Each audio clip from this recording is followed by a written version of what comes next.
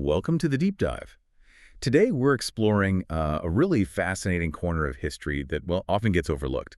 Did you know, for instance, that the very word algorithm, something so central today, comes directly from the name of a Muslim scholar? Yeah, or that some of the earliest forms of, clinical trials were actually being done centuries ago in the Islamic world. Exactly. It really challenges a lot of the common perceptions, doesn't it, about science and faith? What's truly remarkable about this deep dive, I think, is how it unveils this dynamic, centuries-long relationship between Islam and scientific inquiry. It's quite a journey. It spans from foundational encouragement right back in the 7th century through that dazzling golden age of discovery. Right, the Golden Age. And then a more complex period of decline and, right up to modern challenges and the contributions still happening today. Our mission today is to sift through the source material you've provided us.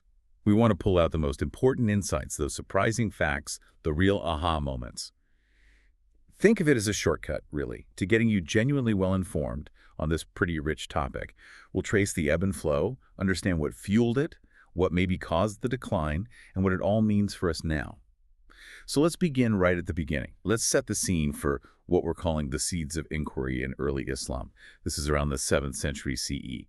And it might surprise you, actually, just how central the Qur'an itself was in, well, getting this whole quest for knowledge started. Absolutely. For Muslims, the Qur'an, which was revealed to the Prophet Muhammad between 610 and 632 CE, it's seen as the direct word of God, miraculous in its language, its message. Okay. But crucially, it's not just a spiritual guide.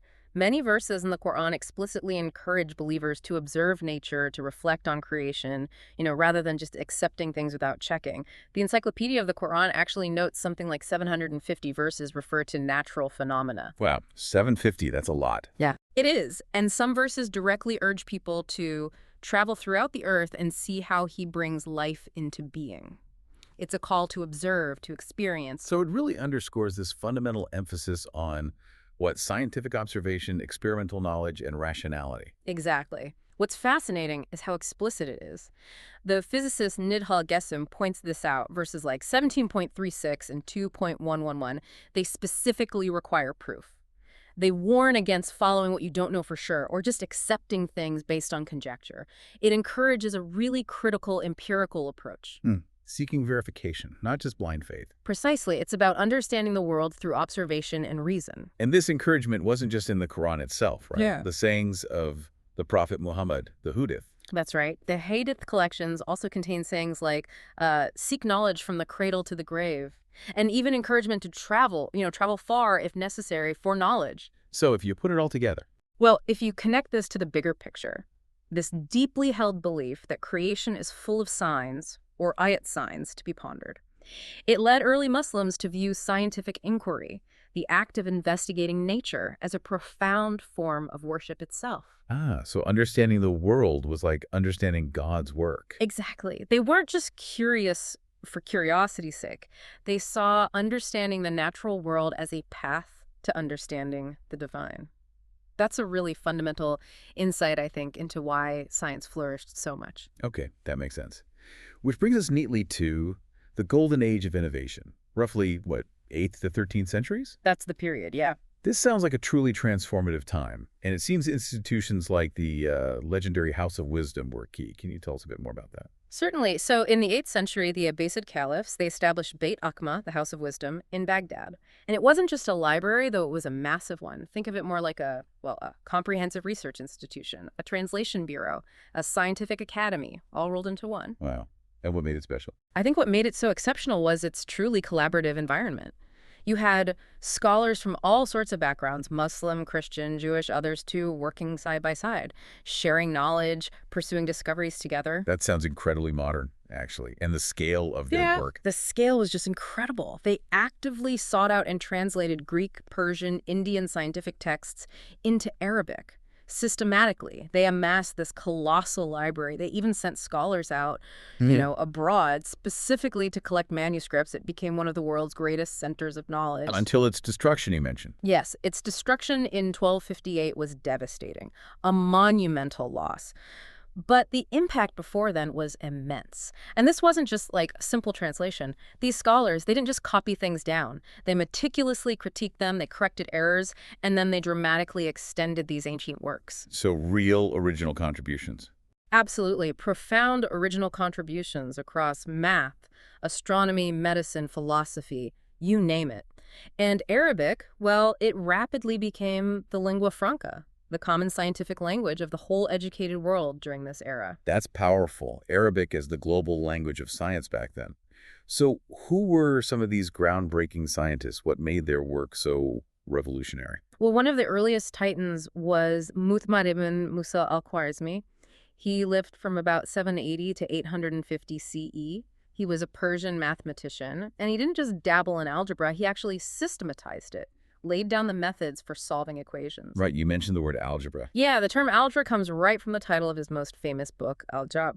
And he was also pivotal in introducing the decimal system, the numbers we use, to the Islamic world and eventually Europe. And the word algorithm. And indeed, as you said at the start, algorithm is just a Latin version of his name, al-Khwārizmī, shows his huge legacy in computational thinking even today. Amazing. Who else really stands out from that era?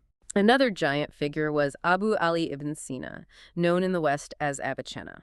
Physician, philosopher, lived around 965 to 1040 CE. His huge encyclopedia, The Canon of Medicine, published around 1037. I mean, it became the standard medical textbook in Europe for centuries. Just centuries. Yeah.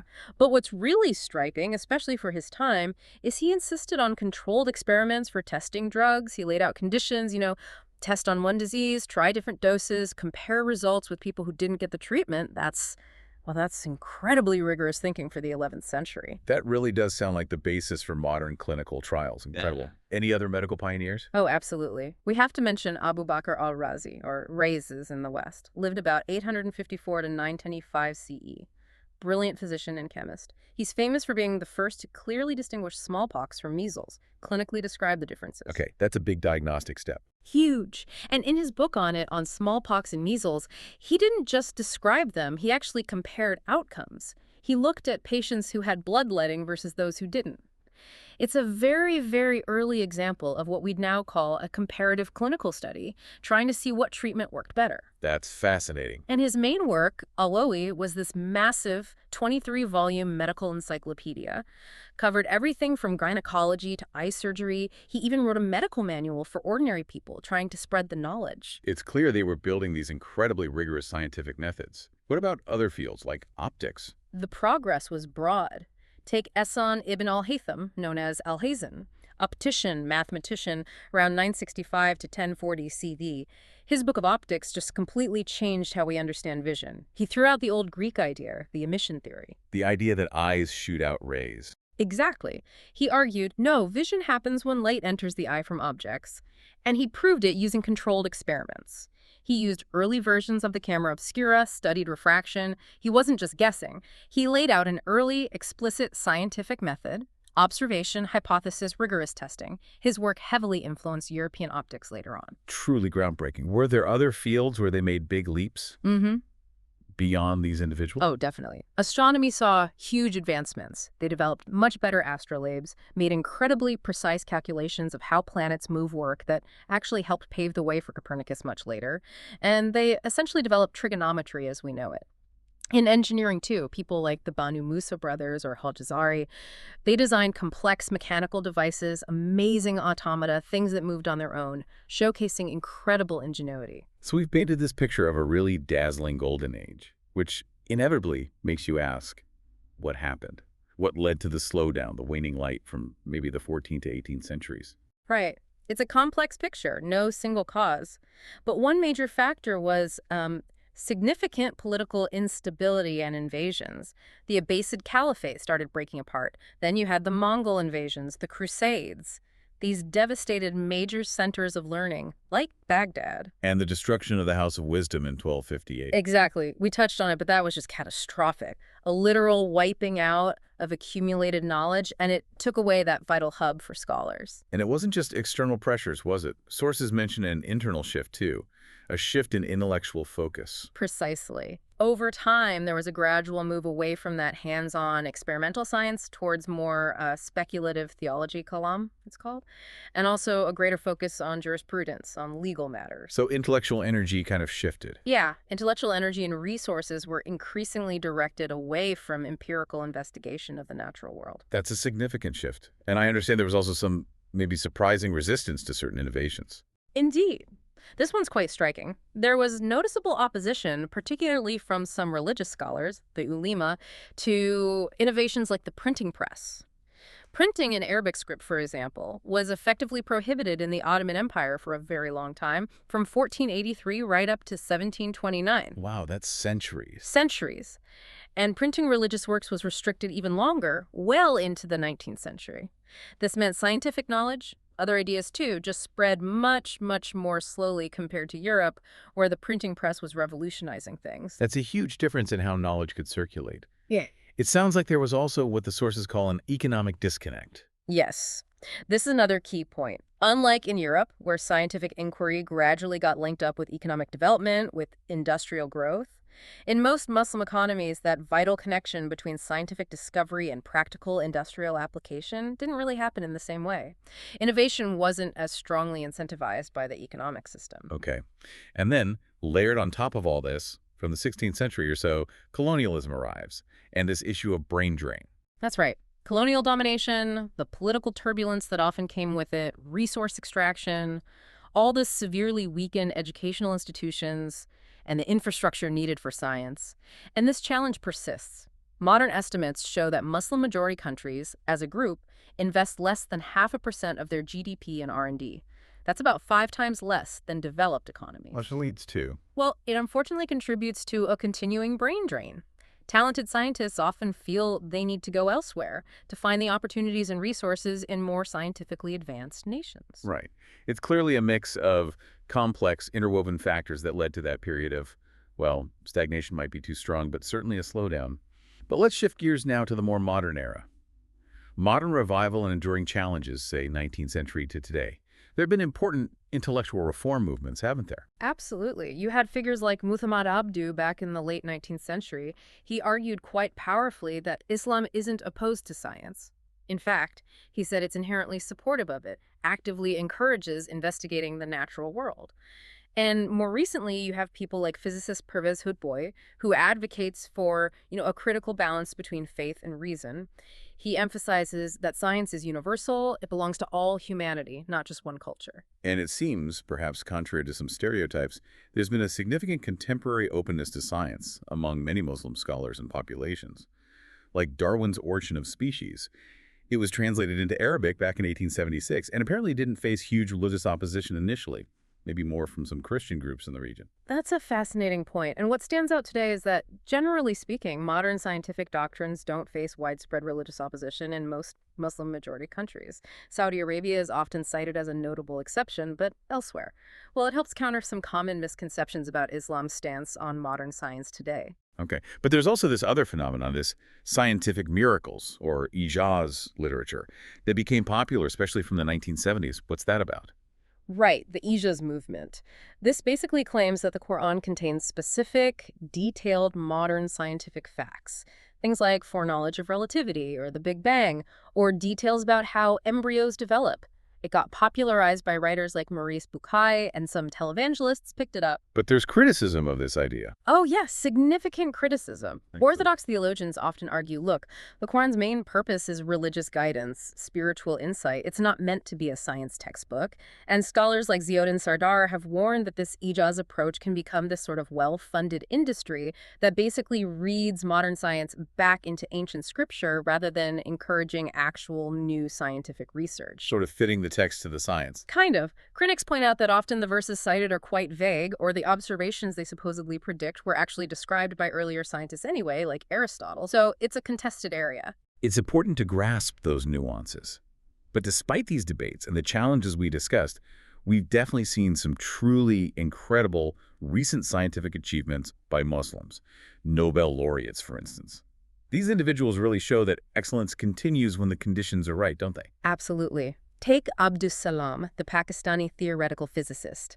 He shared the 1979 Nobel Prize for his work unifying two fundamental forces, the electromagnetic and weak nuclear forces, electroweak unification. A huge theoretical leap. Massive. He was the first Pakistani, the first Muslim scientist to get a science Nobel, and he explicitly connected his faith to his scientific drive, seeing it as discovering the perfection in creation. He was also a huge advocate for building science in the Muslim world. Then there's Ahmed Zewail. Right, Ahmed Zewail, the Egyptian chemist, won the 1999 Nobel for femtochemistry, basically using incredibly fast laser pulses, we're talking quadrillions of a second fast, to watch chemical reactions happen in real time. Unbelievable precision. It is. He was the first Egyptian, the first Arab to win a scientific Nobel, and he used his platform to really passionately argue for a scientific renaissance in the Arab world. And more recently. More recently, Aziz Sancar, a Turkish-American biochemist, shared the 2015 Nobel for figuring out the mechanisms of DNA repair, how our cells fix damage to their DNA, hugely important for understanding cancer. Yeah. He also co-founded a foundation to help Turkish students study abroad, and just last year, 2023, Moungi Bawendi, who has American, Tunisian, and French ties, shared the Nobel for discovering and synthesizing quantum dots. Quantum dots. Tiny semiconductor crystals. They have amazing applications in things like supervision LED displays, medical imaging, really cutting-edge stuff. These individuals absolutely demonstrate world-class scientific contribution. The potential is clearly there. Yet, despite these brilliant examples, there are still these significant present challenges to a broader scientific revival across many Muslim-majority countries. We mentioned they account for only about 1% of the world's scientific papers, despite having roughly 20% of the world's population. That gap is stark. It is stark, and it largely comes back to those factors we discussed earlier. Insufficient investment in R&D, inadequate scientific infrastructure, a shortage of trained scientists and researchers. The brain drain, sadly, continues to be a problem. Talented people still leave, and sometimes you still see ideological obstacles hindering science curricula or research, like the promotion of pseudoscience in Pakistan under Zia-ul-Haq, for instance. That does happen. So, wrapping this up, what does this all mean for the future? What are the prospects, the hopes for a renewed scientific prominence? Well, there are many scholars and educators actively calling for revival. They're advocating for serious reforms. Reforms that blend innovation with smart economic strategy. This means putting a really strong emphasis on STEM education, from schools upwards. It means fostering entrepreneurship, linking research to industry, and crucially, engaging deeply in international scientific collaboration. So it's about connecting the dots again. Yeah. Science, education, economy, global partnership. Exactly. The key seems to be forging that link between scientific inquiry and industry, and really embracing global cooperation to hopefully regain a leading role in discovery and innovation. Okay, so to recap our deep dive today, it's been quite a journey. You've heard how the Qur'an itself provided this foundational inspiration for an early scientific flourishing. We talked about the Islamic Golden Age, those immense achievements that genuinely changed the world and influenced Europe profoundly. And then how later on things faltered due to a really complex mix of social, political, and economic factors. But as we've just discussed, contemporary Muslims are clearly demonstrating, through individuals and efforts, a continuing capacity for top-tier scientific excellence on the world stage. Yeah. This whole history, it reveals a really dynamic relationship, doesn't it, between faith, reason, and inquiry. That initial encouragement of knowledge was foundational. It led to incredible achievements. And the later decline, well, it had complex multiple causes. There's a powerful lesson there, I think, about how knowledge and progress aren't static. They need constant cultivation, supportive environments, adaptation. Which leaves us, and you, with a final thought to ponder. How can any society, really, while balancing its core values, its faith perhaps, with the need for progress, how can it best foster an environment where scientific advancement and critical thinking can truly thrive? What lessons from this incredibly rich history, both the amazing triumphs and the difficult challenges, can we maybe apply to encouraging innovation and critical thinking in any society today? Something to think about.